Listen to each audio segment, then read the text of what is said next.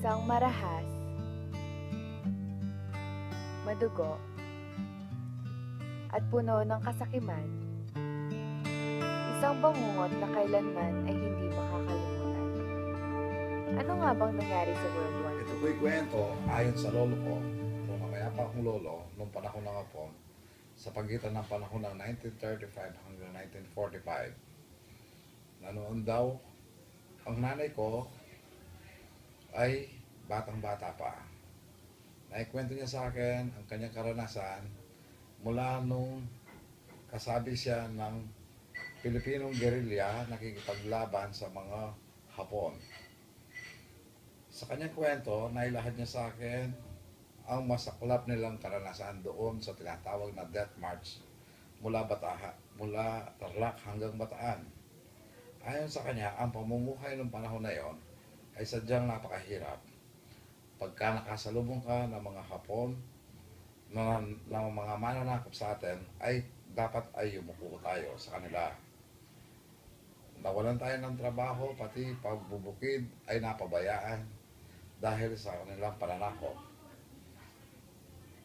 Ang mga nahuling sumusuway sa hindi pagyuko o hindi pagsunod sa kanilang kagustuhan ay kinukulong sa tinatawag nilang garrison. Doon ay pinapahirapan ang mga Pilipinong ayaw tumulong o sumapi sa kanilang imperialismong itinataguyod. Sa kabila ng lahat, para maitago ang mga kababahiyan sa pananamantalaan ng mga Hapon na to, ay pinagbibihis nila ng mga pangmatatandang damit para hindi sila maabuso ng mga to.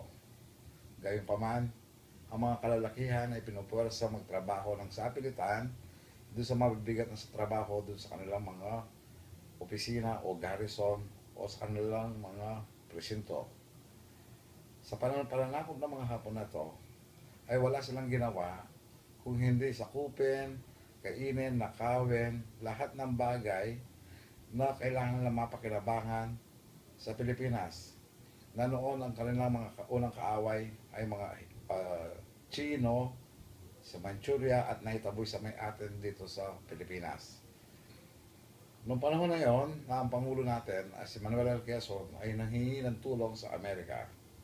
At doon, noong December 8 daw, nung may Pearl Harbor bombing, ay sumunod yun sa Manila Harbor naman. Gayon, si Douglas MacArthur daw ay nangako na babalik dito para tulungan ang mga Pilipino. At doon ngayon, naitaboy nila ang mga Hapon. Sa hirap ng buhay noon, ang mga Hapon na yon ay kailangan mo nang yumuko sa kanila, pero ang namayapa akong lolo at ang mga kasama niya ay nanindigan hanggang makisapi sa isang mga kalipunan ng mga gerilya sa lugar ng San Luis, Pampanga.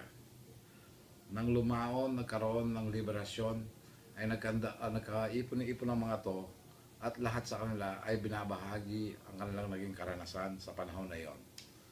Yun lamang po.